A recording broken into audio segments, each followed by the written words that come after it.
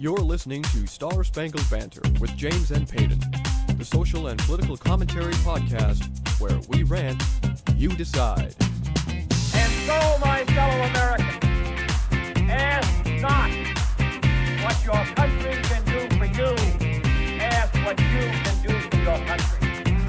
Mr. Gorbachev, tear down this wall.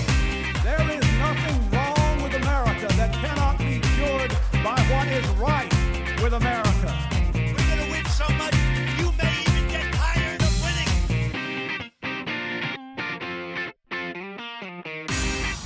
What up, dudes and dudettes? Welcome to the Star Spangled Banter podcast, where we got clowns on the left, jokers on the right. Ain't that the truth? Here I am, stuck in the middle with you. Great, now we owe Now we know royalties. We're screwed. All right. Well, and welcome anyway. We're glad to have you listeners with us. I am your host on the left, Peyton Berger. With me, as always, on the right, Jim Kaluger. Hey. More royalties, dude. Oh, shit. Damn it. That's it. We're closing down the show. We're done. But we are so glad to have you joining us again on this wild ride of insanity that we call the American Dream. The American Nightmare, more like it. Well, it wasn't a nightmare until, Friday night? 24 hours ago, literally. God. We'll get into that later, but it was a relatively quiet week, to say the least. A couple of little spurts here and there. And, of course, the big frustration and fear that everyone had was, of course, Kim Jong-un and Donald Trump flexing their grade school bullying dicks at each other. I'm actually kind of glad that we're not going to touch on that a whole lot, because it's just like the nuclear war thing is just really getting old. Well, it's been old for 50 years. I don't really know how much North Korea is really going to do. Yeah. Was Hiroshima and Nagasaki really the last time we dropped a nuke on it, or anybody dropped a nuke on anybody? Yeah, that was it. After that, people pretty much went, you know what? That was bigger than we expected. Yeah, Let's not do that again. That was over 70 years ago now. Yeah. Shit. That's a whole other topic to get into that one. But yeah, that was the last time I know of anyway that the U.S. dropped anything like that on anybody. Yeah. That's wild.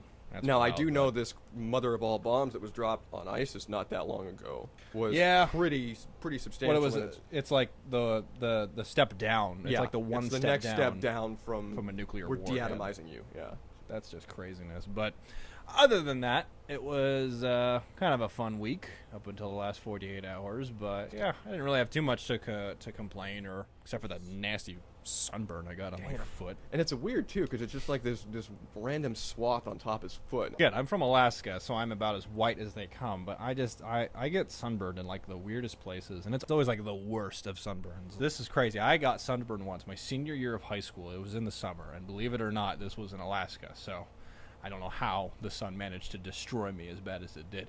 Now, I was an idiot because it was at a car wash. It was it was the summer before my senior year of high school that we were doing like a fundraiser type of thing so we could have money to do fun senior things that year. I remember like at some point it got like really hot and I had taken off my shirt, and I remember somebody dumped an entire bucket of lemonade on me. And I don't know if that kind of like exacerbated the burn or not, but I went home that night and I looked and felt like a lobster. And smelled like lemons. It was like a Red Lobster feast going on over at your house. It was like Peyton, you smell like platter number 5. What the hell? It was seafood galore, man. It was. I like seafood too. The top half of my body, like it crusted over. Ooh. It was nasty. It was like it really felt like a hard shell. So wearing shirts were like out of the question. I don't think I wore a shirt for a whole week. It hurt that bad. Like I had to have like rub like cocoa butter on me, and I had to stand in front of a fan for like all day. You just have no luck with these. No, I don't. And it pisses me off too, because my sister has like the most olive skin you can have. I mean, she tans beautifully. She's always just like, I'm in the sun and now I look beautiful. But that's how it always is. There's always the other sibling that like puts you to shame. Yeah. My brother's like that. Like he can get a nice tan. His hair is slightly thicker and darker. I'm like, you bastard. But it was fun. No, Leah and I, my wife Leah, we went to the Dog Beach in Huntington Beach, and it's a fun little place. It's basically you could just let your dogs just run wild and free up and down the coast, and it's a really nice place. But it was like scattered clouds, so I had put suntan lotion on, of course, but I apparently just didn't think that I needed to put any on my feet. And now my feet are paying for it. Sorry, feet. It's gnarly. If you're interested, I could literally like send a picture. I'll post a picture of it on the Facebook page as well. Politics and foot burns. That's what we're about good. here. Yeah, that's where all this show is about. Oh yeah. So how about you, Jim? How was your week? Surprisingly quiet until the last 48 hours. What did I do this week? I spent most of my week updating our pilot script for Vagabond.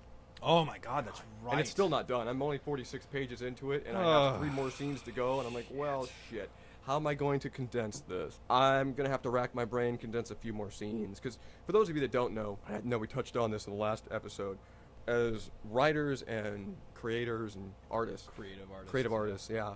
One of the things we do is we write television show series and pilots. None of them have sold. None of them have sold yet, but preface that. None of them have sold yet. They when they do, they will be the shit. I promise you that. We've gotten a few nibbles. We've gotten, yeah. With Vagabond, we originally wrote a 105-page pilot because back in the day, you could get away with it. You can get away with a double-length pilot. It's like the Battlestar Galactica reboot. That pilot was at least 2 hours. Yeah, it was at least a feature film. Yeah. So back in the day, that's what they would do. Well, nowadays, it's become more vogue to do a pilot that's the length of your episode, which in this case is 60 minutes. So now we have 105 pages that we have to condense into 60 pages and still keep the flavor of the show. So for those of you that aren't writers, it's like trying to put the Declaration of Independence on a 3x5 card. It's really not easy. So I spent most of my week doing that, and I'm probably going to spend most of next week doing it again so we can have it ready for more contests if and when we have to. But again, don't kill yourself over it. I mean, I've told you before. Oh, no, I mean, if you can even get it to like 70 pages, I think we're okay. 10 pages over isn't going to kill anybody. Nah. Worst case scenario, like I said, I'll just send it to you, and you can. I'll take a crack at it. So yeah. So that was my week, and that was what I did. Full of. Okay. It's been filled with words and writing and that was my week until I turned on the news about a day or two ago and realized that half the country wants to kill the other half. I mean, more so than usual. And yeah, we won't touch on it too much right now. No, but it was quite a surprise. We'll touch on it more as our headliner. So, but for those of you that haven't been paying attention to the news, we had a bit of a state of emergency happen in the state of Virginia.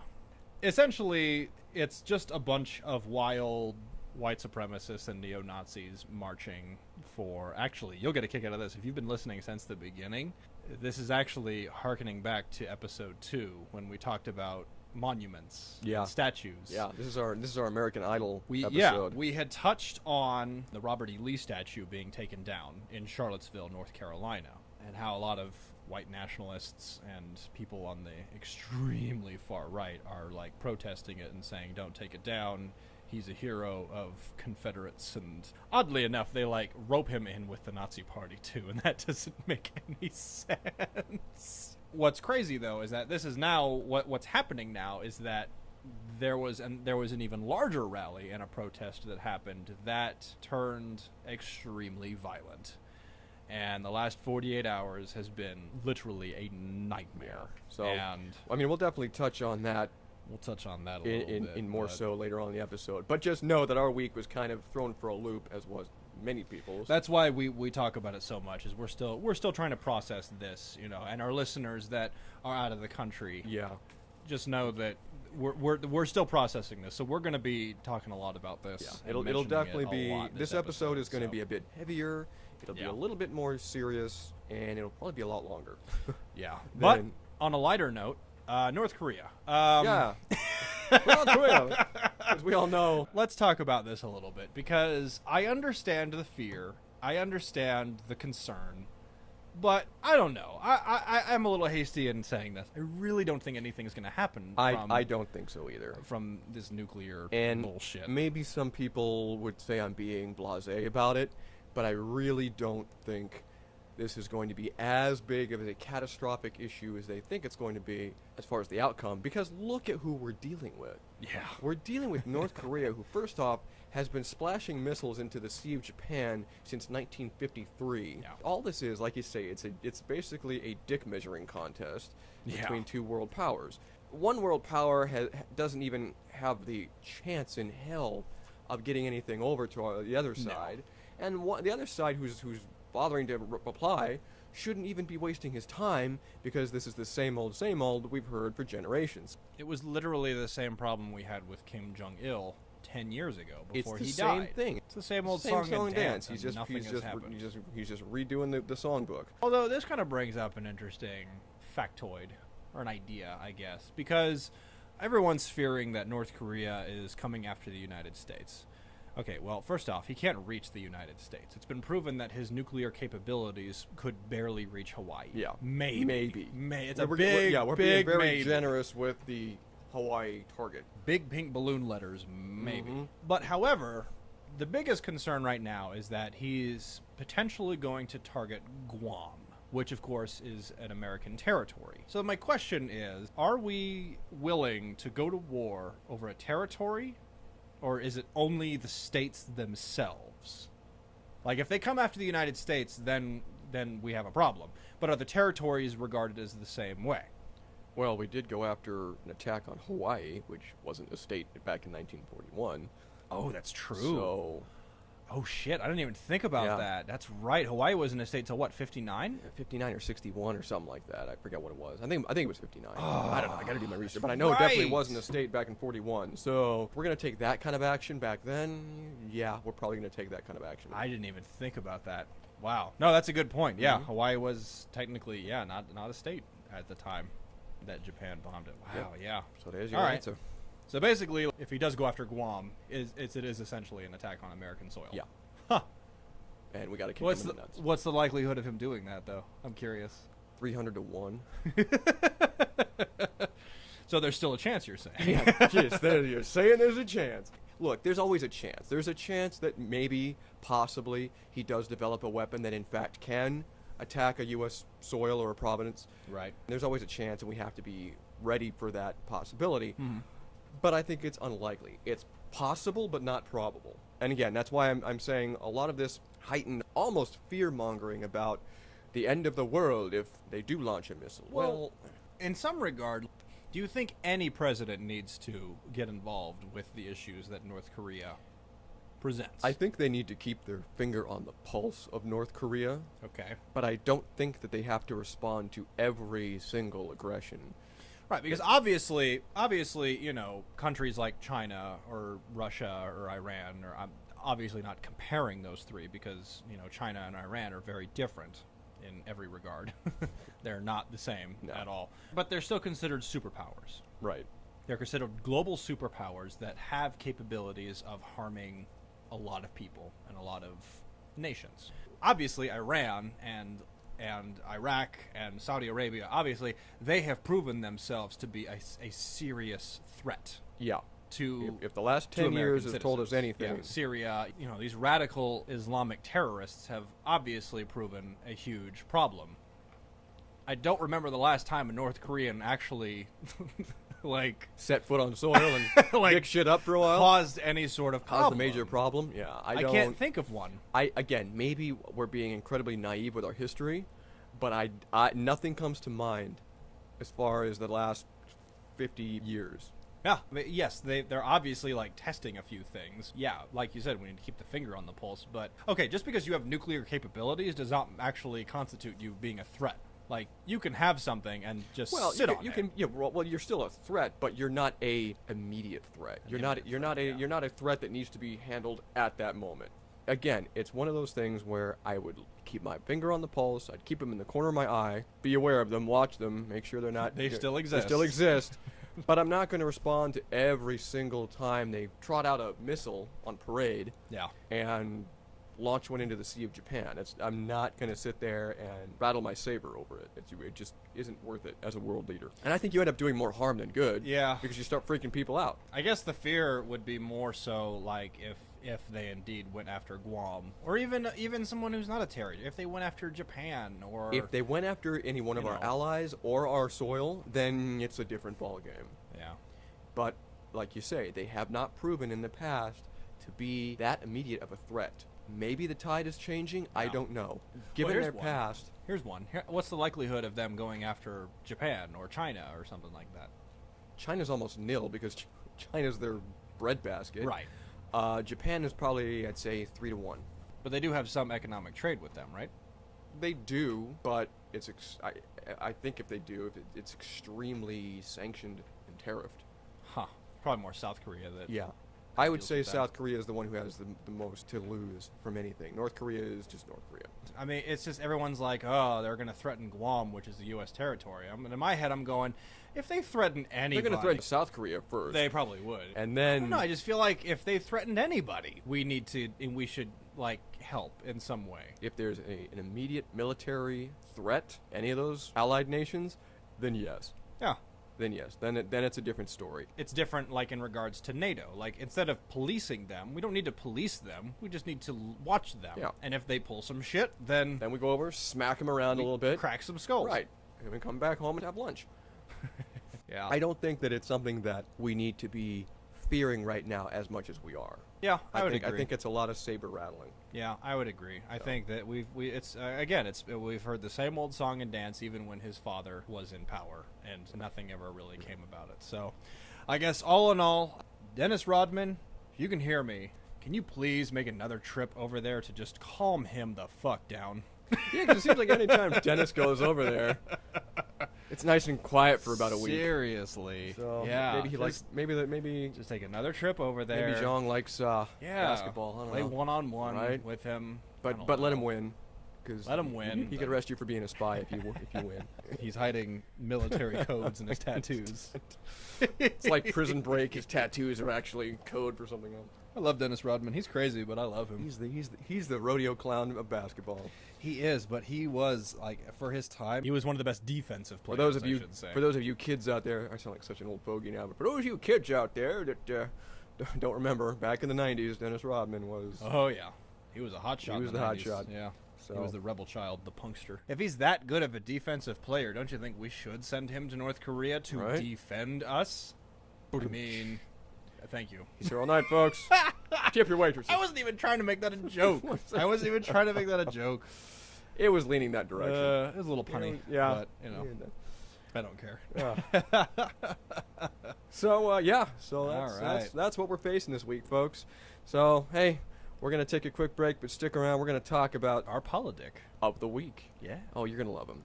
I don't, but you're gonna love him. I love him. All right. I love him, but he's, He's an idiot. I get it. And we'll be back.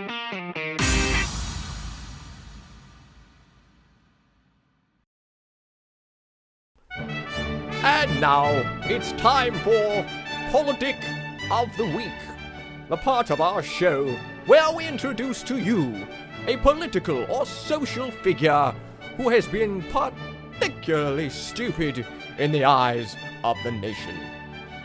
Hold tight, for there's no telling what amount of bullshittery we may encounter next.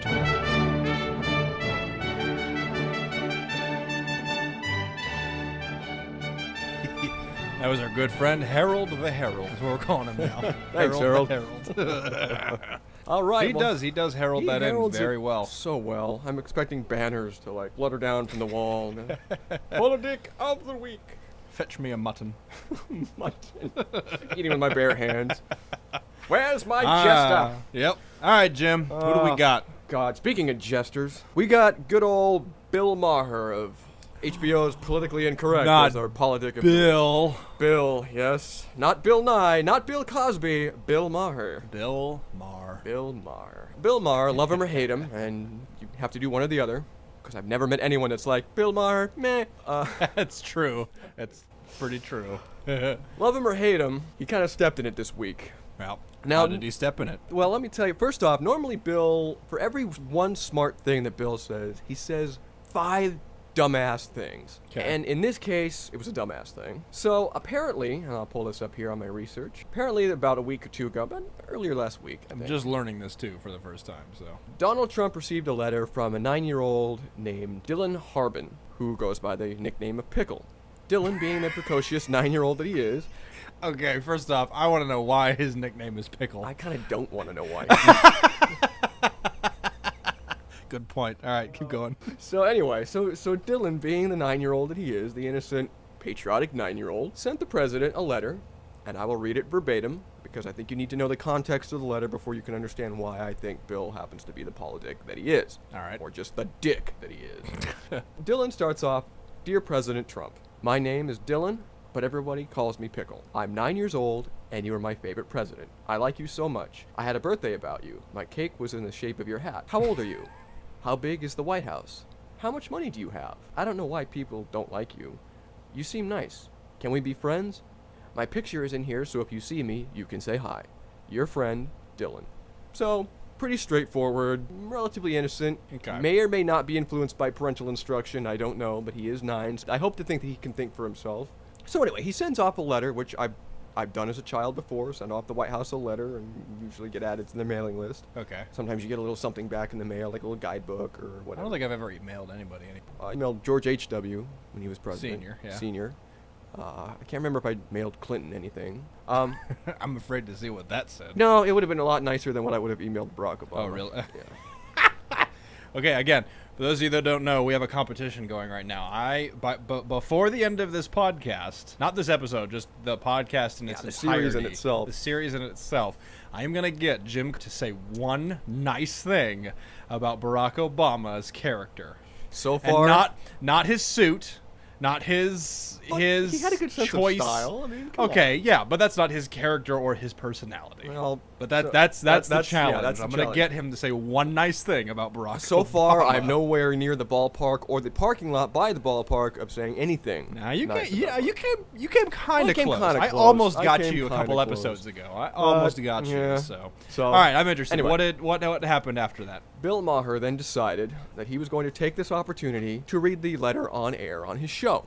Okay. In a veiled, not so veiled attempt to mock President Trump and his administration and the fact that he got sent this letter. Which is fine. That's purely within Bill's purview to do as a comedian on his show. Right. He's known for skewing the right quite often. Right. Because I guess what else do you have to do when your only other option is unemployment?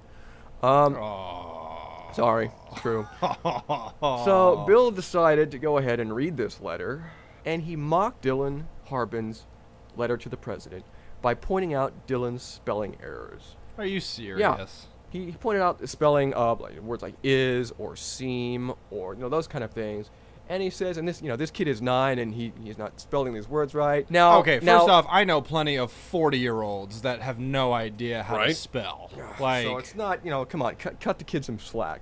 But my biggest issue with this is not only is he going after a 9-year-old, but my issue is he goes after him on the air, publicly on his show. And then Bill must have realized halfway through his little shtick that he was kind of stepping in it, because he tries to backpedal and make this an indictment of the educational system, saying, quote, I don't blame the kid, they haven't taught him is at the age of 9. They owe this kid an apology, unquote. I'm like, no, that's kind of a lame-ass Yeah. backpedal. You don't use a 9-year-old kid and his innocent and quite frankly well-meaning letter to the president as means to pursue your political and personal agenda of skewing an administration. It's just bad form. Yeah, I mean, I could definitely see where he's coming from when he's going after the administration or the education system. Or, Yeah, I get or that. whatever. I you get know? that. But I mean, understand that. It's a 9-year-old. Right. It is a 9-year-old kid. The only worst thing he could have done is invited the kid on the show and done it and ridiculed him In front of the person. kid, yeah. I think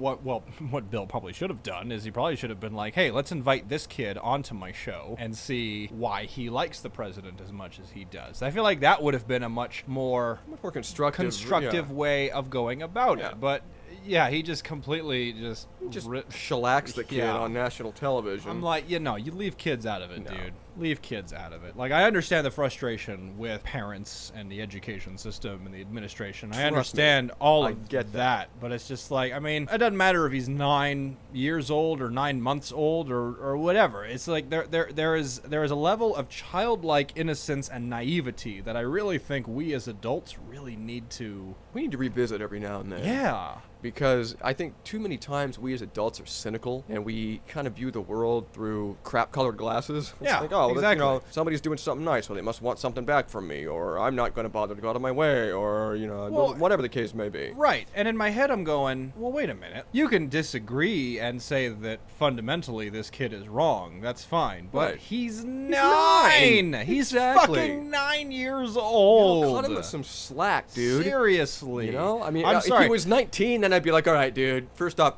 check your spelling. I mean, but this kid at 9 years old is not going to understand or comprehend the intricate dichotomy that is our American government. He's not going to understand it. So leave the kid alone. Just let him eat his Make America Great Again cake. And leave him alone. Leave him alone. Let him if find anything, out- ridicule the parents. Go after the parents. I don't care if you go after the fucking parents. Yeah, let him be blissfully ignorant. Let him find out the awful truth later on. You could have easily segued that into a more grander scope of this is a fundamental problem that all Americans face, is this, you know, this ignorant naivety that we have no idea where it comes from and why we support things that make no sense and why we, Right. you know, But to go after the kid go by after name, the kid specifically by name, is that's a little low. I mean, I realize that this letter went viral and everything, but that's a little well, that's even worse. Like the That's a letter little went, low. the letter went viral. Now we all know what he's talking about. We all Yeah. know who the kid is. It's a public spectacle. Imagine being 9 years old and realizing that somebody on national television is essentially making fun of you. Yeah. I mean, you're propagating the bully. Oh yeah, absolutely. And that's the hard thing too, is that I like Bill Maher. Bill Maher has actually said some pretty profound stuff that Every now and then he's got a moment of epiphany, and then it disappears into a cloud of stupidity. But yeah, Don't we all though? I mean, for real. Well, yeah, okay. But he tends to be more frequent and obviously more advertised. Well, yeah, he's got corporate backing. That's right. So of course he's gonna have an agenda. They sign his paychecks.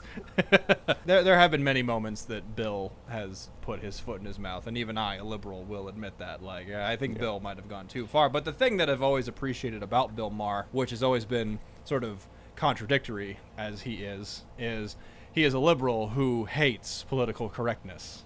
Which is so unusual. Right? It As is a moderate so liberal unusual. myself, I can get behind this, because honestly, I hate political And correctness. again, too. like we were talking during the break, I think everybody should hate political correctness. I'm Yeah. sorry, I do. Political correctness, it is dangerous and it is damaging. Yeah. It leads to ignorance, and it leads to suppression of speech. It leads to suppression of expression. It leads to a lot of things that, quite honestly, are anti-American. Exactly. I will preface this, though, is that I don't like political correctness, but also don't use anything that's going to slander anybody. And I may be treading on some very thin ice right now, but I really think that you can say words like spick. What are some other ones? I don't even know what they are anymore. Like, I know what they are. I don't want to say. Do we even use these terms? I'll use them. I'll be the liberal that gets in trouble. Fine, Right. you know. Words like spick, words Wetback. like chink, words yeah. like spade, or even the harsh one, nigger. Oh, goodness sakes. Right? Like, oh, jeez. These words, they're still words, but they are also harmful words. They are harmful words if you use them in harmful ways. Right. But I also know there are ways to use these words within a context that's not actually going after anybody, that's not actively fighting anybody. Yeah, or if you're hurting using anybody, these you know what I words mean? as in a hurting, derogatory, defamatory way, Yeah. yes, then You're in the wrong. you're in the Absolutely. wrong, 100%. Yeah, you should never use it in like you said. But in any a anything, defamatory way.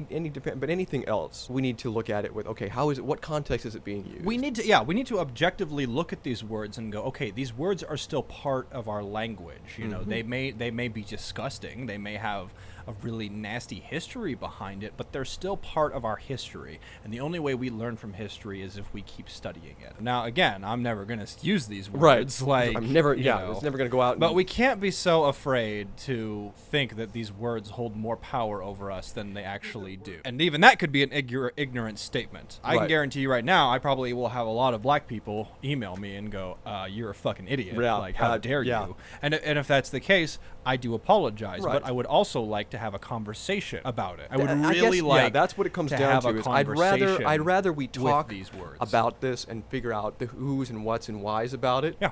Versus slinging arrows and rocks and fists and Oh, yeah. everything else. Yeah, but just the idea of being politically correct, it doesn't make a lot of sense. It doesn't. And it didn't make a lot of sense to me for years, but I never understood how to express that. I never understood how to really conjugate a sentence that explained how I felt about Right. it. Until I saw a post years ago. This was literally years ago that I saw this, and it stuck with me even until now because I feel like it rings so true of of the dangers of political correctness. Because think about it.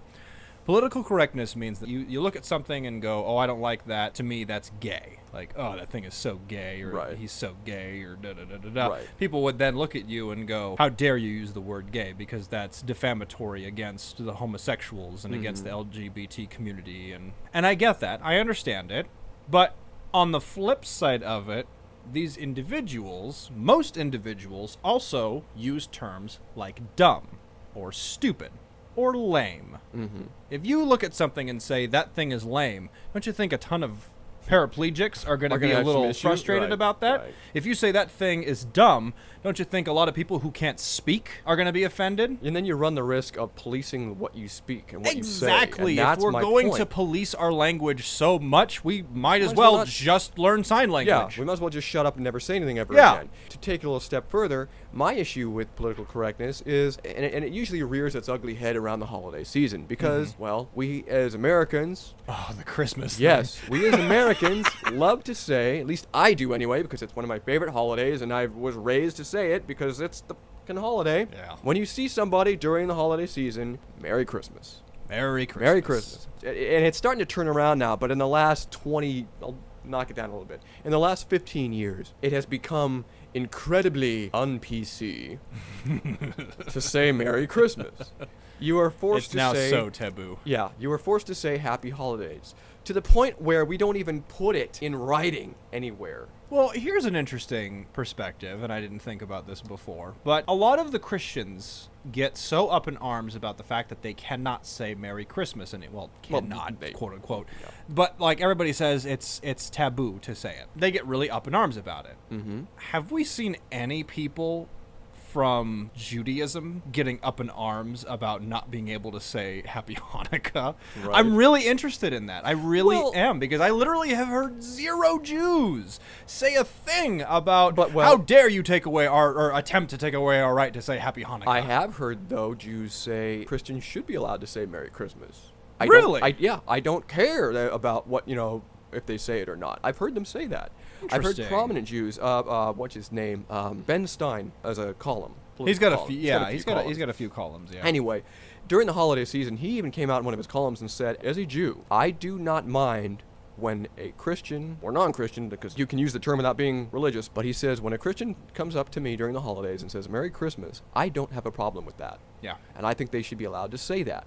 Yeah. And I think the fact that they are made to feel ashamed, or the fact that they have to second guess themselves when they do say it, is wrong. And it is a clear indication of how far political correctness has really gotten. No, I think that's actually a very interesting point. But I think that it's odd to say that you have to. I mean, yes, you should be respectful of other people's beliefs. Right. But I think you should do that in the way of, if I walk up to a Jew and say Merry Christmas, and they look at me and they say Happy Hanukkah, I am not going to attack this man for telling me Happy Hanukkah. No. Because him saying that to me in response to my Merry Christmas, that is literally an exchange of going, this is the holiday season. Right. This is the holiday I celebrate. And then he looks at me and goes, oh, well, that's great. Here's the holiday I celebrate. That's great. Conversation And over. I understand that everybody wants to blanket it over this idea of just say Happy Holidays. And I'm like, fine. I get it, but it's I get it, but it's stupid. It's stupid. dumb. It the really fact is. that we have to, again, it goes into the whole policing of your speech thing, which for me, I have a problem with, because that segues from that into policing all types of speech, which then goes into shutting people down when they want to say things or expressing themselves, which then balloons into, oh, we can't have these speakers come to our college because they believe this and we don't believe that. Let's fucking riot and burn shit. It's a snowball effect. Yeah, it's just, but political correctness is that if we're constantly going to be policing ourselves over every breath that we take, what's the point of living? Yeah, we might as well shut up, find a find a nice quiet corner and die. Yeah, I here's mean, an it's- idea. Use your fucking head. Yeah. Think about what you're saying Yeah. before you say it. Don't be disrespectful. Don't hurt anybody else. And continue to live your life the Yep. way you want to It live your goes life. by the It old is adage: if you don't possible. if you don't have anything nice to say, don't say anything at all. Exactly. Just go that way. Just think to yourself, hey, if I say Merry Christmas, is it offensive? No, well, go ahead and say it. But if I say, hey, where's that holiday that you like to celebrate that I think is stupid? Then okay, Yeah, if you go up to somebody and say, hey, Merry Christmas, and they look at you and they say Happy Hanukkah, and your response in your brain or even out loud is, fucking Jew. Right. There's a problem. yeah, There's that's, a problem. That's the issue right there. There's the issue we right found there. the source of the problem.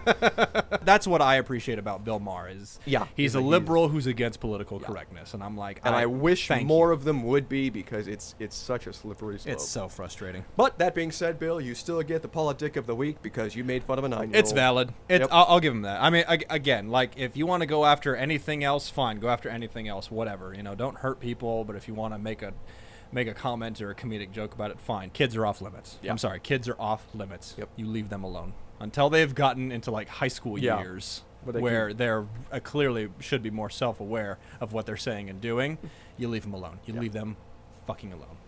Amen, brother. That was a good politic. That spurned on a really interesting. Yeah, I'm little surprised bit when there. because when I first when I first wrote it down and you were telling me the headliner, I'm like, oh shit, this is gonna be like headlining the Stones with the high school band. I'm like, I don't really, but yeah, it actually had a really healthy conversation. Yeah, that was really neat. I appreciated that. So, but things that aren't healthy brings us to God. our headliner, which, listeners, I have to preface, is going to be a rather heavy conversation. yeah, we're gonna dive into some pretty heavy shit. Yeah. Like just dealing with sense of humanity, spirituality, religious. Yeah, we will touch on We're gonna a touch few on taboo- on some shit Yeah. because this is just atrocious. And this what has gone happened, on so- far enough as far as I'm concerned. Yeah. And I was looking at it yesterday, and I'll let you introduce what it is. But I was doing my research on it, and I was just completely appalled, completely floored that this still exists in the 21st century. So, Payne, why It don't you really let is us know devastating. what exactly we're facing here? Okay, so for those of you who have not been paying into the news, whether you are domestic or foreign, on Friday night, a rally of white supremacist and neo-Nazi party members gathered at the University of Virginia in Charlottesville. Their rally was essentially to march through the university on their way to... What park is that? They were going to Emancipation Park. Okay. In episode 2 of our podcast, we had touched on monuments and their idolatry, and we had touched specifically on one that has been in the news for a while, which is the removal of a very famous Robert E. Lee statue from Emancipation Park due to its connections with the Confederacy and slavery and some pretty heinous things. Yeah, a tumultuous time in our country. Exactly. So, well, the government basically said, okay, we're going to wait for a while because we needed to do more investigation or research or, I don't know, whatever the government decides to fucking do. They basically just put the removal on hold. Well, white supremacists and extreme far right-wing Nazi nut jobs decided that was not good enough. They were not happy about the idea that they were still considering removing the statue. And apparently there's more of these nut jobs than I thought just by looking at the pictures. There were hundreds. God. I couldn't believe it. I could not believe that this fringe group is still this numerous. It's insanity. So they marched Friday night, all through the night, through the University of Virginia, which is funny because the president of the University of Virginia commented and was just like, this should have never happened. No. And I said, you're right. Yeah, It shouldn't have. shouldn't You're the president of the campus. You should have never let them on your campus to begin with. Yeah, you should have called in the police. You should have Yeah. requested law enforcement, National Guard, I don't care who, but you should have built a wall of anti-rioter police and It stopped didn't happen till later. So, Yeah. but anyway, so they marched through the night, and their attempt was to march from the university to Emancipation Park and basically surround the statue as a way of saying, you will not take this down. We're going to defend it by any means necessary. Well, they ended up having to go to actually a different park because of the safety concerns and the fact that the group was just so damn big. Oh, that's right. It was McIntyre Park. Yeah, wasn't it? Yeah, that's they right. they were going to Emancipation, but they had to move it. So Yeah, that's McIntyre right. was the That's like a few blocks away yeah, from that was, Emancipation that was the Park. new venue. Quite a few individuals caught wind of the rally and decided to organize a counter-protest Well- against the white supremacists. One individual in particular rallied a protest. A blogger by the name of Jason Kessler. This is the white supremacist This is the white guy. supremacist guy. Yeah, this guy's he's nuts. he's a conservative white supremacist, in my opinion. Blogger who organized a Unite the Right movement. That's which, right. Which I find offensive as a conservative because nothing of We'll talk about that later. Yeah, nothing of what he was saying. Because there's some good topics to talk about with that issue. But anyway, so he organized this whole movement. Of course, lo and behold, violence broke out, as I figured it would.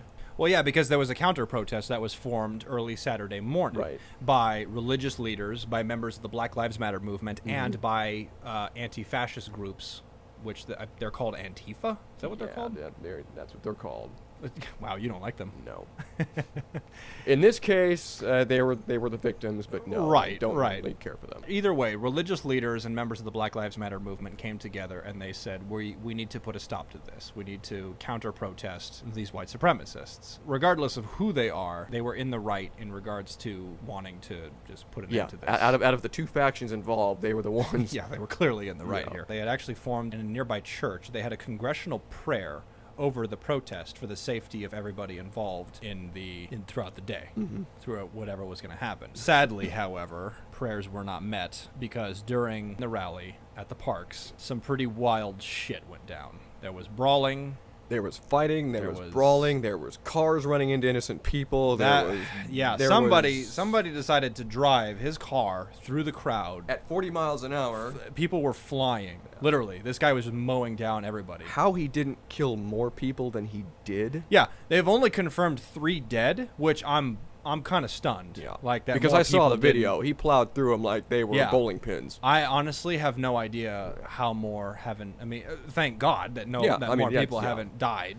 I mean, and again, but there are a ton that are in really critical condition right now. And we hope our hearts go out to them. We hope they make it. Seriously. Basically, the state of Virginia is now in a state of emergency. Like yesterday afternoon, the government officials came out and said, yes, this is a state of emergency. And they've called everybody. They've called cops. They've called the National Guard. They've called everybody. And here's the thing that gets me too is most of these supremacist protesters weren't from Virginia. They were from the surrounding states. Yeah. Most of them weren't even, they weren't local. Yeah. They actually went out of their way. Granted, this Kessler guy probably egged them on with his blog, but they went out of their way to come from their other states, their other homes, come to Virginia, come to Charlottesville, and stir shit up. Yep. Unbelievable. Okay. Not okay. That was where our week took a turn. And this weekend has just been. And it's still hard. It's still hard because the wound is still fresh. Wrap my head around this shit. And it raised some questions, and I want to propose them to you. And like I said, this is going to be a long episode. I know it will. It might push 2 hours. That's fine. So be it. It'll take as long as it takes. I have a couple questions, and I want to pose them to you, and I want to pose them to our listeners. But I want us to talk about them because I think they are important to address. And they came to my head when I was watching everything and researching everything last night, just completely stunned that this is happening in the 21st century. So here I go.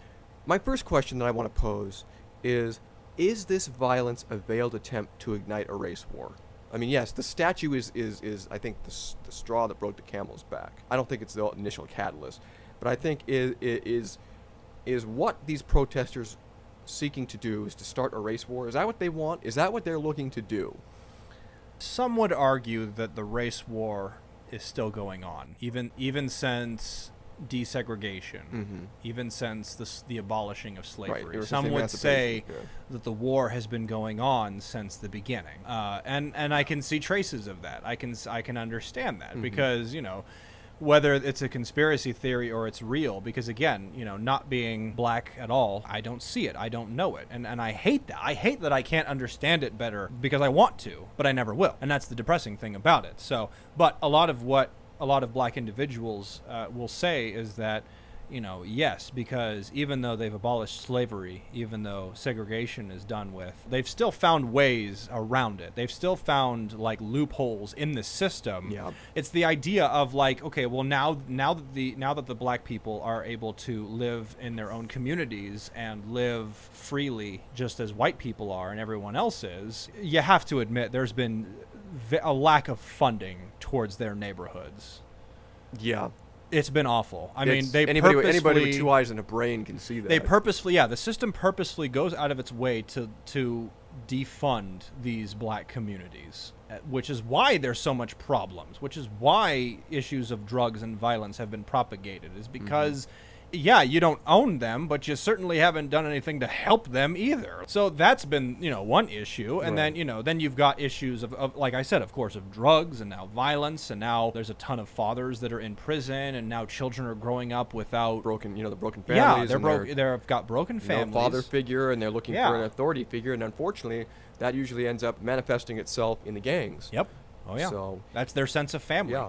So and which is highly unfortunate, but that's a byproduct of the environment that I dare say that we've allowed to germinate. So my Germinate. Ooh. Yeah. That's a fun play on So it words. is. But I would dare say that the war has been going on forever. It's just it has moments of like the Cold War where there's actually nothing going on, but it's still going on. I think the reverberations from the Civil War have never truly gone away. Yeah, I I think would agree. I think we're still feeling, they might, as minor as they might be, I think we're still feeling them. Yeah. Which brings up my second question.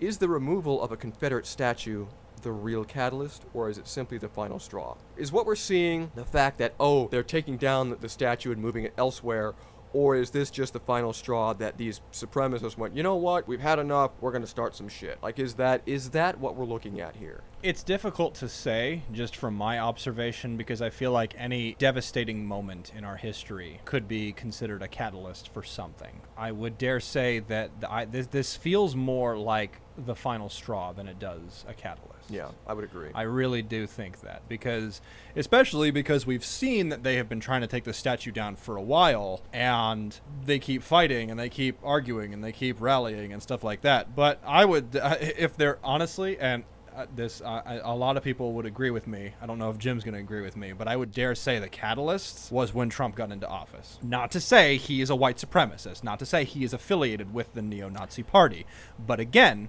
the man has yet to publicly, by name, denounce them. I would say yes and no. Why is that? I would say yes because of the seemingly violent rhetoric that you did hear during the campaign, whether it was from Trump himself or whether it was from other Trump supporters. You did hear sort of this violent rhetoric of, you don't like him, punch him in the face type of thing, blah, blah, blah, blah. Yeah. Not to say that the Democrats and the liberals are innocent of that, because they most certainly are not. But because of the rhetoric you heard, I think that it emboldened some groups into taking more action than they might have otherwise. Yeah. Don't get me wrong. I'm not placing the blame 100% at Trump's feet, which is why I'm pivoting over to the no reason. I don't believe that one single man or woman who gets elected to office is really the catalyst for anybody's racial hatred and violence. I don't believe so. They might be a contributing factor. They might be a scapegoat. Yeah, no, I was just about to say that. I really think that, regardless of Trump's position on whatever it is, Right. you cannot use that. You can't use it as an excuse. Because now you're blame shifting. Yeah, it's you're like, well, shifting. I'm just doing this because of Trump got elected, so that's why Yeah. I'm a violent, angry person. No, But also- you're a violent, angry person because you're a violent, angry person. That's why. Absolutely. It's a heart issue. Yeah. But that's the problem, is that like so many of these people will constantly say, "Oh, well, Trump said this," and I'm like, "Well, I mean, Trump said some pretty bullshit things, but I don't know." Well, a lot of times I think it's taken out of context. They'll say, well, Yeah. Trump said this, and if you actually look at what Trump said, well, no, Trump didn't say that. He was saying something either in regards to that, either denouncing it, or he was saying something entirely different, but because you're a neo-Nazi nut job, Yeah. you pick and choose your white supremacist ideas out of that and formulated your own permission to do what you're doing. Exactly. No, take responsibility Right. for your own actions. And So quit whether- saying that Trump was the one Right. that lit a fire. I mean, yeah, Trump may have lit a fire under your butt, But you're the one who decided to go out and actually start this shit. Yeah. Which is why I think this same thing could have happened if Hillary Clinton had gotten elected. I do. I still think you would still see the same kind of crap going on even then. And you could point to her and go, well, maybe it's because she got elected. No, it's because you have a bunch of backward thinking, Nobody wants to take- Neanderthalic knuckle draggers who still think we're living in 1865, who I don't get it. who It's so think it's okay to go around and propagate your white supremacist idea. Yep. It's wrong, and you can't use a president or a political figure or historical figure as a catalyst for your hate. Yep. It doesn't work that way. Nope. So do I Nope. think Trump is the reason? No. I think the fact that we live in People want Trump to be the reason, but we live in a society that has people in it that allow hate to swell and to take over their hearts, and that's the problem. Yeah. No, I agree. I think that they just need to own up to their shit. Which kind of plays into my challenge to this whole thing is, if I had any challenges to this, is what, if anything, did we as a culture and society do to repair the recent racial divide in this country? And could our indifference and hostility towards another have compounded it? Honestly, what did we do to put out the fire? And in my opinion, throughout the last 10 years, because I really do think, and we can get into this, and I think we will, the last administration didn't do anything to help the racial divide. But could we as people, as citizens of this country, could we have done something to quell the animosity? I would argue that the Obama administration didn't do much to help the racial divide. Understatement of the century. I think, if I may, I think since desegregation, since the 60s, we haven't necessarily seen a lot of, not uproarious, but a sense of empowerment amongst black communities. You see what I'm saying? Like ever since the times of Martin Luther King and Malcolm X, we haven't seen any real sense of empowerment amongst the black communities. And I think a lot of that was because, and again, I'm spitballing here. I could be completely bullshitting, and if I am, please call me out on my bullshit. But I really think that because black communities had gone on so long of being either slaves or not having the right to vote or being labeled as less than, I think it finally reached a time where the majority of the nation started to realize that they are human beings. We need to respect them, we need to honor them, and we need to help them, you know, just as much as anybody, like a black person would help a white man, you know what I mean? Mm-hmm. So, but I think that they were finally given the freedoms that they deserved since the beginning, and I really think they were like, oh shit, now what do we do? And again, I could be wrong in saying that, but I really think it was a jarring moment for a lot of people in the black community because they didn't know what to do. So there, you didn't have a lot of people rallying. It's been relatively quiet in the 70s and 80s and 90s. Like, you didn't really, there wasn't a whole lot going on as far as I can tell. I know Nelson Mandela getting out of prison was a big deal. Right. That was a big deal. Not on the surface, perhaps. Right. But I think it was there. Look, that being said, I think there was a lot of false narratives being put out there.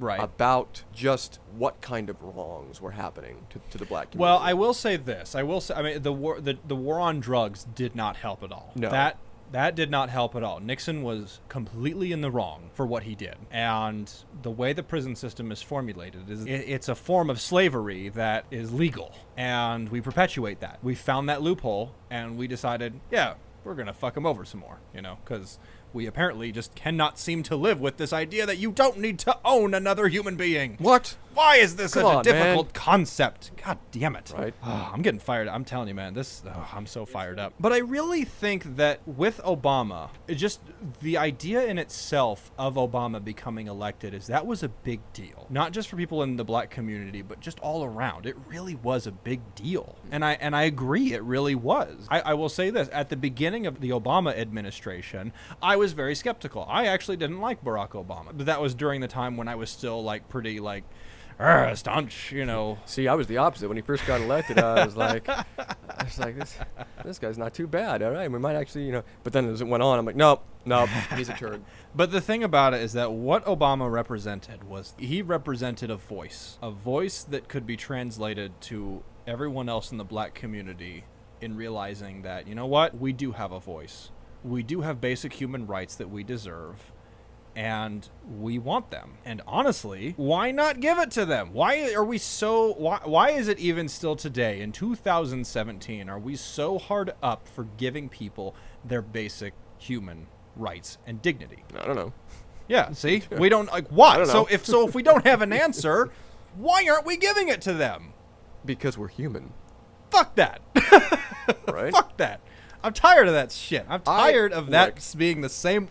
Keeping on the Obama discussion, because why not? My issue with Obama is during his administration, he had so many opportunities where he could have come at it constructively. You know, the issue of the racial divide or the issues that were going on at the day. Every opportunity to quash racial division, Obama had a rhetoric. Mm-hmm. He had a rhetoric that it was wrong, and it amplified it where it shouldn't have, and it put the blame where it shouldn't have. It instead amplified the division. For 8 years, he continuously peddled the notion that America is deeply racist, unjust vessel of oppression. While he would at times admit that some progress had been made in racial relations, he consistently returned to his rhetoric about a country plagued by, quote, systemic racism. And so, race relations in America changed to reflect the vision Obama promulgated for 8 solid years. The media's beloved racial unifier, Barack Obama, presided over the deterioration of race relations in America. If you like your race relations, you can keep your race relations. That's what I saw with Barack Obama. I saw a man that instead of using the opportunity to address the racial divide and come at it from a constructive point of view, he instead, multiple times, he came at it from just a wrong angle. He would come at it and he would belittle either the whites, or he would belittle the system that was trying to fix it, or he would instead make victims out of people who clearly weren't victims. Now, granted, yes, there were issues There were issues that occurred that were definitely undefendable. Right. There were, and I will you can't admit that. blame the guy because when he's No, looking I at can definitely photos blame and the guy because when he's looking at videos and photos of people setting fire mannequins with his face on it, come on. Yeah, but that's no You reason. can't That's blame no the reason guy. to increase the divide. Look, there were times where it was an us against them mentality that Barack Obama would propagate. And it just got to the point where every time a race issue came up, the divide got bigger and bigger and bigger. And he never addressed it from a point of view of we as a community, we as a society need to do X, Y, and Z. It was an us against them mentality. He makes it a giant race issue and divides things even further because I think personally he had an agenda. That actually brings up a really interesting point that I want to touch on because what you just said right there is very much echoing what is happening right now. Obama was not clear in who he said was the problem. Right. Okay, that's exactly what officials are doing right now with this situation. They're not clarifying who the fucking problem is. Yeah.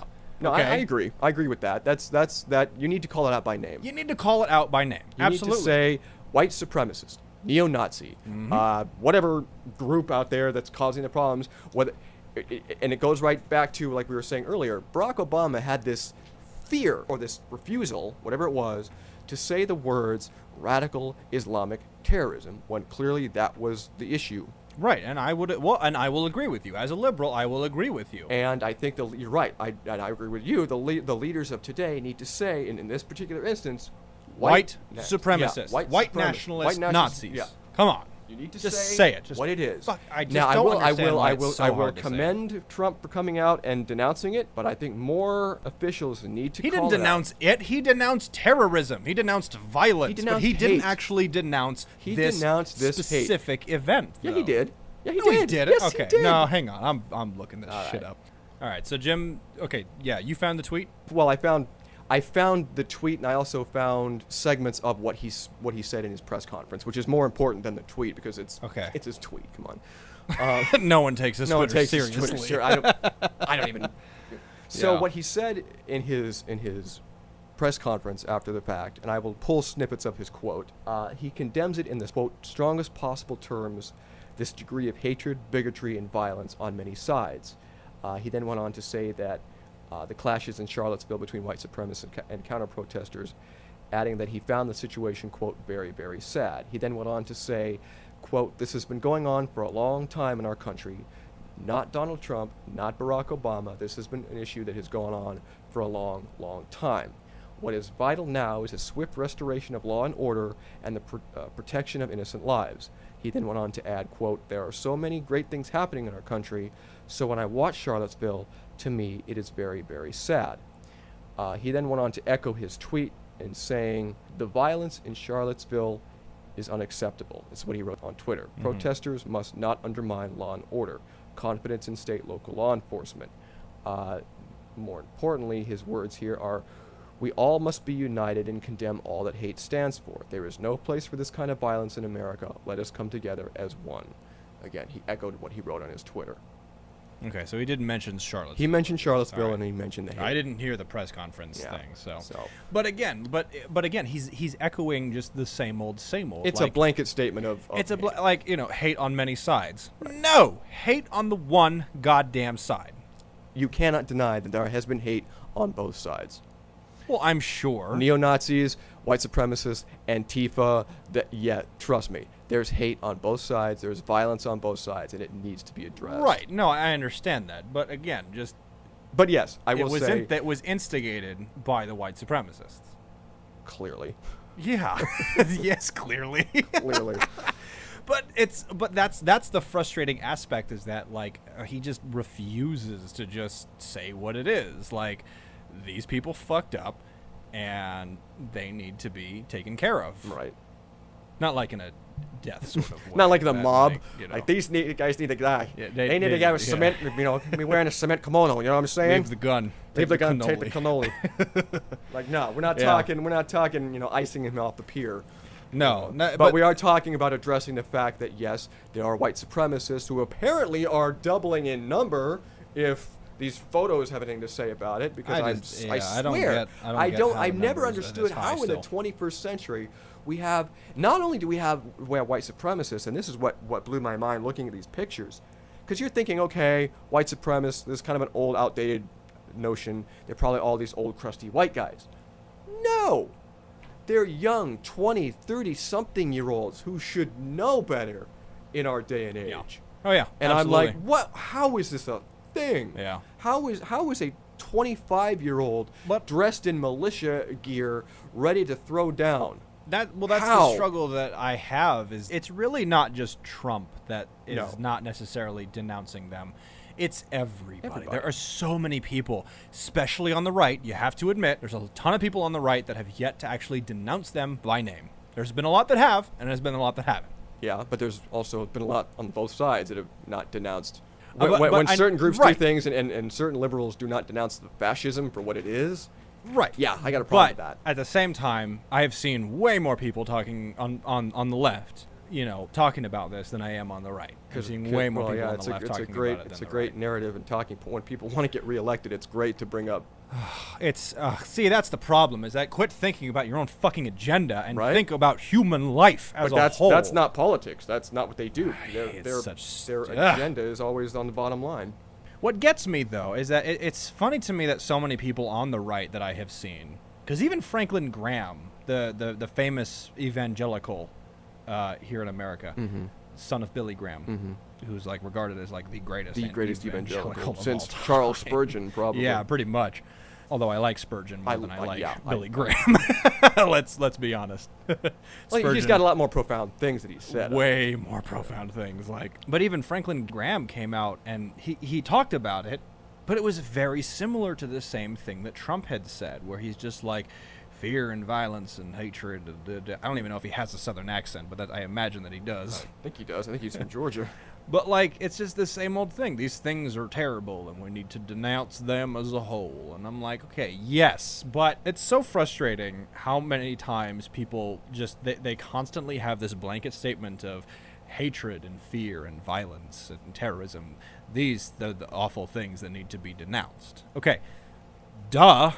That is like the most obvious, blatantly, like, I think everybody can get behind. everybody hate can get needs to be behind that. quashed. I think Everybody that's- can get behind that. yeah. But think about it in regards to saying, I wish for world peace. Nobody says that anymore because it's obvious. It is clearly It's so something obvious that that it's everybody almost can get it's behind. almost a redundant, stupid statement. It because- sounds Yeah, asinine. it sounds asinine because it's like, well, duh. Everybody wants world. Nobody goes out there and goes, you know what?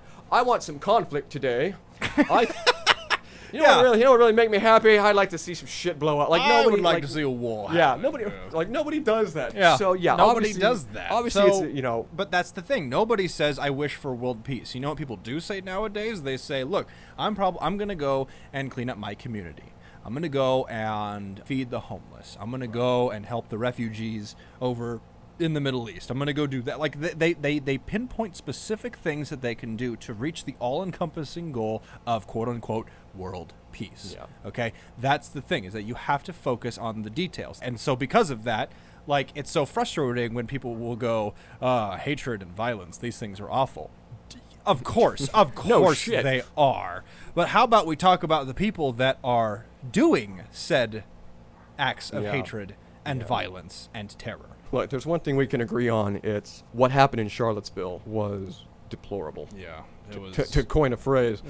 It was absolutely, I was stunned. I was literally looking at these pictures, watching this video at the complete, utter chaos. Yeah.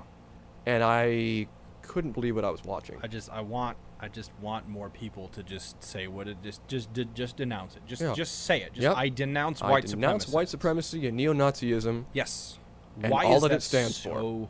Why? I don't hard? know. Why is this so difficult? You know the frustrating thing too about this whole situation? A lot of these white nationalists are saying things like, unite the right. Like they're basically saying that they're the voice of essentially conservative republicanism and such like that. No. See, that's the thing, is that so many are staying silent. But then sometimes when like me or someone else will post something and say this is atrocious, and then they'll finally comment and say something.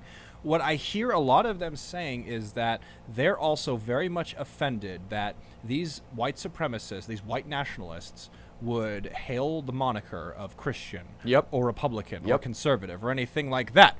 The problem, however, is that they're not being very vocal about it, like they need to. If you do not want them to claim the same name of Christ that you do, you look them dead in the face and say, you shut the fuck up. You stop it. As both a conservative and a Christian, I am deeply, deeply offended when any group uses hatred in the name of conservatism or Christianity, because I can tell you, as both a very, I don't want to say staunch because I kind of waver sometimes, but as a leaning conservative and a staunch believer in Christ, nowhere in our doctrine and in our principles and in our scriptures do we advocate hate, violence, and bigotry. Absolutely. Anywhere. Absolutely. And that's one thing. I'm going to harken back to our thing with Bill Maher earlier as our politic. Something that he said, which is insane to me. Bill Maher is a very staunch atheist, and he has been very critical of just religion as a whole. A while ago, somebody on his show had made the comment about how there is no difference between Christianity and Islam. And Bill Maher, a famous staunch atheist, stopped and said, "How fucking dare you? Do not for a second think that the peaceful rhetoric of Christianity is in any way the same as the violent rhetoric of Islam." He goes, "I don't care for either one, but there is no way they are the same at all." Absolutely not. And I was I like, applaud Bill. damn. Right? I applaud him. For all the people to come right out and say exactly those words. It's wild. Bill Maher. That's why I say for every one thing he says 5 stupid. And then he makes fun of a 9-year-old. Right. I mean, good job, Bill. But that was the one thing. He says stuff like that. That was the one thing in this case that I can 100% get behind. Yeah. They are in no way the same thing. And I'm tired of people lumping in Christianity with all these other religions that, quite frankly, have nothing to do with Christianity. But it just frustrates me so much that they're claiming this, but they're claiming to be, we're Christians, but we're going to be, attacking other people and in the name of hate. Yeah. What? What? That doesn't make any sense. No. Cool. No. But that's the thing. I would like more religious leaders to call it out call it out on its specifics. Call it out publicly on what it is. Call it out publicly on what it is. I agree. It's messed up and it's frustrating as all hell.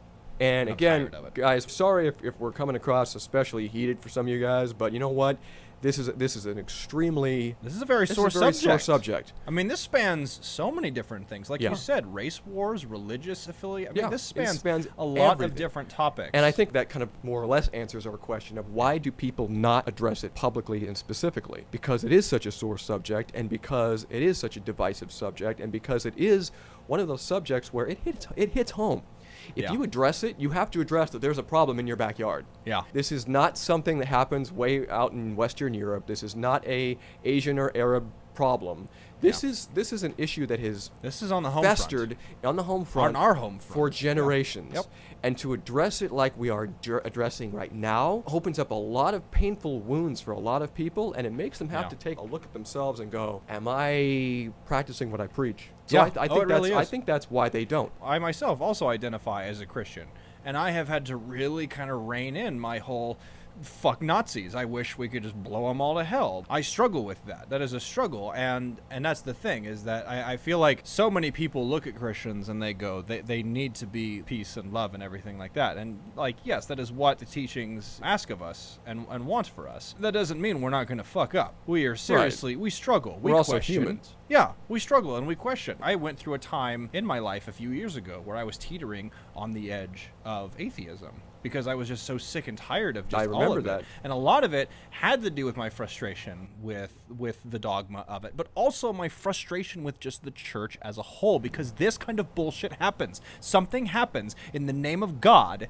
and the church does nothing. They do nothing to say a thing about stopping it. And that's definitely an issue I want to talk on in another episode for sure. Yeah, But I'm sure we but will. we have a whole nother 2-hour episode. But that is the reason why I've always had an issue with the church, the modern day church, because to me, they've become so, Meek. yeah, they have no claws. They're pushovers. I am pretty sure this is not how Christ, who overturned tables in the temple, No.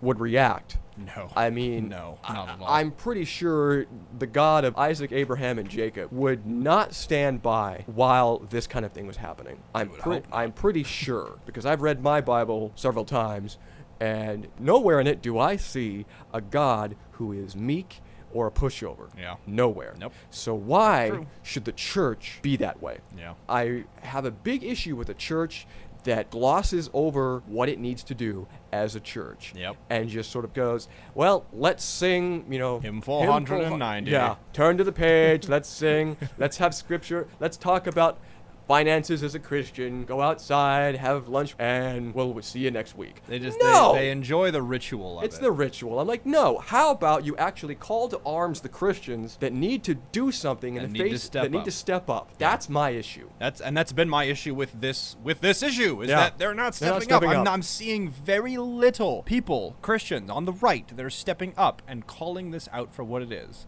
And the funny thing is that I've seen a few comments where people are just like, "Oh, we're not on Facebook very often. Like we don't see this news. We don't like.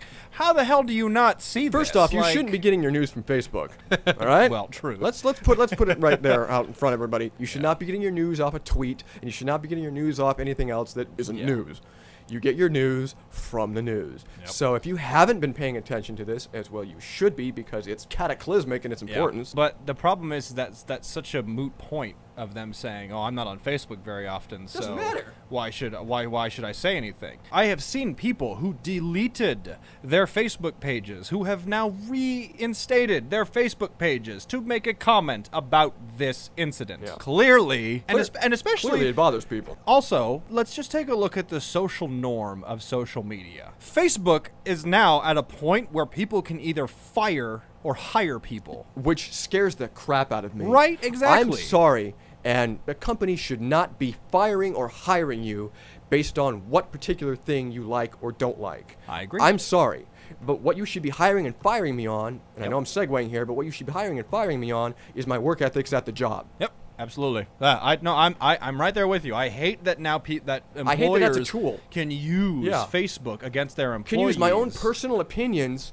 to deny me exactly, a job. Exactly. As long as those opinions are in no way reflecting of the actual job Right. or the company that I represent, It should matter not a should whit matter not.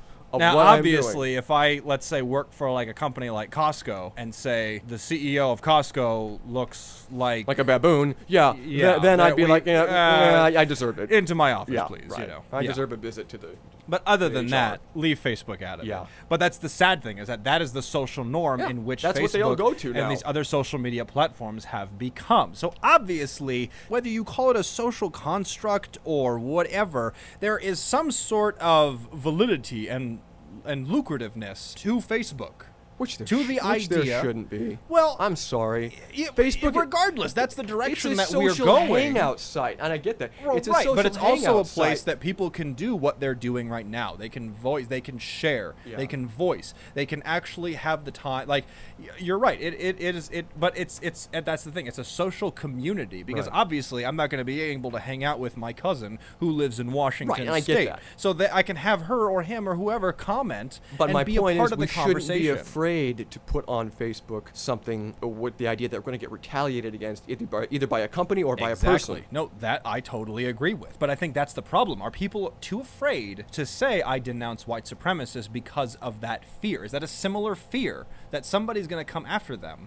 Because gonna they get- said, Okay. I don't know. If I say I denounce neo-Nazism, I doubt my company that I'm applying for is going to come back and go, well, that's not Well, cool. no, I understand that, but what if there's somebody within Facebook who is and may, like, per the way technology works, might come after them? Then is we- it fear? Could be. I think it could be. Well, like I said Either earlier, that or like it's I laziness. said earlier, well, it could be that too. Like I said earlier in my discussion, I think it plays into a fact of we don't want to clean up our own backyard because then we have to address the problem that's right Yeah. at home. Yeah. So it's a fear of both that, and it's a fear of retaliation. That maybe somewhere there's a really good computer savvy white supremacist that can delete my bank account. It's just I don't know, but the point is whether technology has made us too afraid or too lazy or whatever, it needs to stop. We need to Yeah. address the problem for what it is, and we need to work together to correct that problem. That's something that I'd like to touch on a little bit is because we've talked a lot about like the race war and all these issues like that, but I kind of want to touch a little bit on just the logic in which these white nationalists stand behind. I really would like, because I would That's going to really be a stretch. I know there's very little logic Yeah. in there. Where is it? But I'd like to know what their logic is behind it. And honestly, the thing that I keep seeing is that it's this whole idea of we need to take our country back. We're going to take it back to the way it was when whites ruled and this was our country. And I'm like, I think the Sioux and the Cherokee And the Iroquois. and the Iroquois and the yeah, Shawnee They would, and and the Apache. I think they would. I think there's quite a few I actually think that they would would say beg to no. No. So logically, that makes no sense because we've had this country for 240 years as opposed to the thousands of years. They had their territories, they had the places that they congregated to and that they created their tribes at, but they in no way had any sense of land ownership. That was not a thing to a lot of these native tribes. It was communal. Yeah, it was a communal thing. I mean, granted, there was tribal warfare, Right, but that's but just because, you know, people. people, yeah, humans. No, I get that, and I. So when they say take it back to the way it was, I'm like, well, okay. I'm going to try, and this is just me trying to put myself in their brain right now. I'm not. Ugh, I don't. I know. can't. That's gonna I'm be not hard to do. supporting them at all, but That's I'm gonna be hard trying to to. do. I'm trying to be what I do is when I'm a writer and I'm writing villains. I try to put myself in their shoes and go, okay, Yeah. how would I think is this particular bad guy? Yeah. So that's what I'm doing here in this case. So bear with me. I think what they're coming from is a point of view of look at what the immigrants are bringing into our country. Look at the crime. Look at the dirt. Look at the filth. Look at the culture. They're chipping away at our culture as Anglo-Saxons. Look at what they're doing. They're saying that their culture is more important than ours, and they're overshadowing what America used to be, and blah blah blah blah blah. So I think maybe they're coming at it from that point of view, and it is fear. They're coming at it if we allow these immigrants to continue, and all the black man and the brown man and the yellow man and whatever term they use, if they allow them to continue with what they're doing, they're going to destroy us as a culture, and our nation will never be the same, and we're afraid of that. So I think that's where they're coming from. Yeah. Doesn't make what they're doing right, but if you come at it from that angle, I can see more or less why they're doing what they're doing. Yeah, I wonder if blacks feel the same way when we go to Africa. Do they feel the same way about the white man? Well, how many white people are living in Africa besides South Africa? Or I don't know. There's like pockets of like missionaries and other people, like doctors. well, that's a and little stuff like different that. because that's not an immigration. That's not people immigrating to the country. That's just either missionaries or All your right. occasional All tourist. right, yeah, all right, you got me there. But if it did, do you think they would look at us differently? I don't know. Obviously, not being in their shoes, Yeah. I don't know. I can't speak for them. I could see that if they did, if they thought that it was a cultural invasion, I could understand that. Yeah. Dude, it's why Japan closed their borders for centuries. Yeah, that's true. They did that because Yeah. they didn't want their culture to be diminished in any fashion. I find it so intriguing that we just so many white people just so like hate on blacks and the Africans and I'm just like, why? Like okay, Well, I don't know too first many. off, I mean, I don't know a whole bunch of whites. that personally, do. I don't, but you know, Think. There Well, might I be- also don't hang out with those crew either, so I don't. there know. might be like one or two on my friends list that I question. Yeah. But you know, I won't say them by name. But we 'cause all know. We all know. But it's just it intrigues me because okay, look at it on a scientific level. If you follow the idea of the out of Africa theory, in which all of civilization originated from Africa, why would you continue to say that the origin of human species? How are they less than us? How are we superior? How are Like, we I don't superior? know. In fact, scientifically, the whites are actually the most recessive. Really? Yes. Well, Absolutely. great. Now I feel like an inbred. Thanks, dude. No, it's true Welcome though. to the hills. It's we true got though. moonshine. Think about it. Not even scientifically, biblically. If you look at it from a religious standpoint, who were the first people? Adam and Eve. Yeah, Jews. Where did they come from? the cradle of life, which is Judea? the cradle of civilization. It's Judea. Yeah. It's the Middle Eastern area. It's like Egypt and of That's course what gets Israel. me too. But that's the thing. Wait, Jesus wasn't white? What? Don't you Megyn Kelly this. Don't you dare fucking Megyn Kelly this. But see, that's the thing, is that it really wasn't like, like whites weren't a thing until, biblically, after the Tower of Babel happened and everybody spread, the whites happened when they traveled to Europe, because now they're in temperate regions. They were over in Germania and Exactly. Germania. Then they went farther north. They went to like Scandinavia. But if you think about it, the farther north or south anyone went, the whiter they got. But if you kept within like that radius of the equator and around these more tropical, subtropic, desert type regions, they were not white. And that was never, like, the whites were never the original. So why is it? It's a deformity. Oh my God. Yeah, we're deformed. We are the recessive gene, and I will fully admit that. But that's what's so intriguing to me, is that their logic doesn't make sense, because they say that the whites are the best race, and the whites were not around at the beginning of time. I got you there. I'm trying to think I'm literally going through my historical timeline, being the self-professed history buff that I am. Yeah. Got him. Got him. And also, this is really funny too. I posted this, and someone made a comment about it, and I want to know your opinion about this, because this is pretty funny. So I made a logical observation in which I asked, how can people have so much pride in two different things? That is, the Confederacy and the Nazi Party. Mm-hmm. How can they have so much pride in two different things that both lost miserably? Well, it's the same reason why you can have a lot of pride in a sports team that loses every damn year. That makes sense. I guess that makes sense. But just like in my head, I'm like, dude, the world already told you you lost.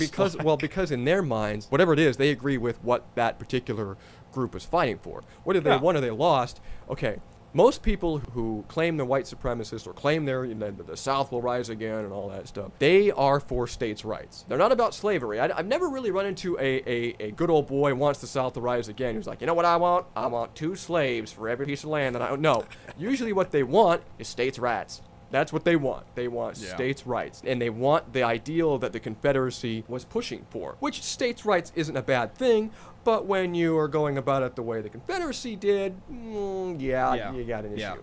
Which is also, this is an intriguing thing, being the history buff that you are, you know this. It's very intriguing because, again, logically, these people are idiots because they want to defend the erection of a statue of Robert E. Lee, the greatest Confederate military soldier and the crowning gem of all things Confederacy. Okay, Robert E. Lee actually was opposed to slavery. Yep. He was. Check your history Not books. only that. He opposed slavery. The only reason he fought for the Confederacy is because he had that much love and admiration for his home state of Virginia. Yep. That's the only fucking reason because why. the Union offered him a position as general, and he said, no, my heart and my brotherhood is in Virginia. But he himself publicly said on many occasions he opposes slavery. The idea that he's the greatest Confederate general of all time, well, he did kind of botch Gettysburg.